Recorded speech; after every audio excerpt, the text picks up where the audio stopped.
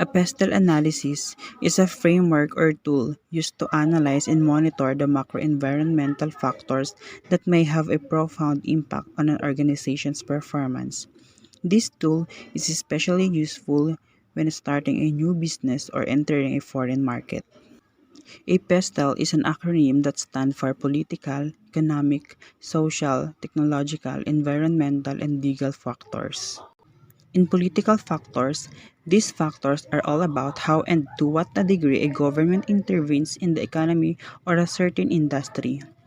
Basically, all the influences that a government has on your business could be classified here, such as government policy, political stability, corruption, tax policy, and labor law.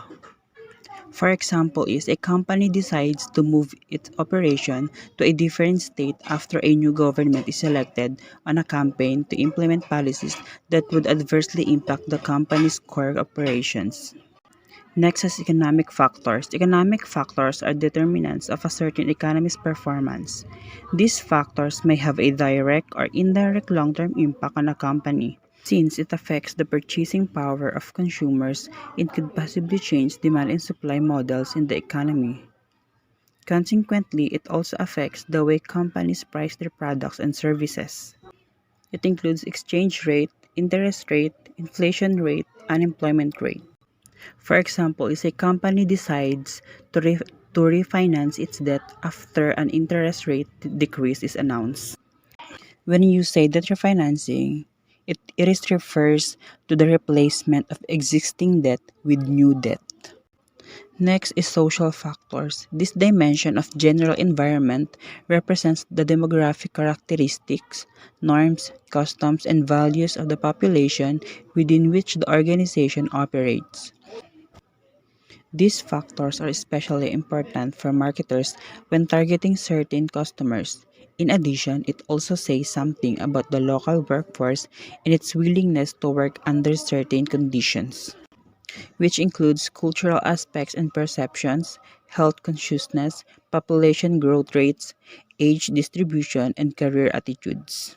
Next is technological factors. These factors pertain to innovation in technology that may affect the operations of the industry and the market favorably or unfavorably. These factors may influence decisions to enter or not enter certain industries, to launch or not launch certain products, or to outsource production activities abroad. By knowing what is going on technology-wise, you may be able to prevent your company from spending a lot of money on developing a technology that would become obsolete very soon due to disruptive technological changes elsewhere.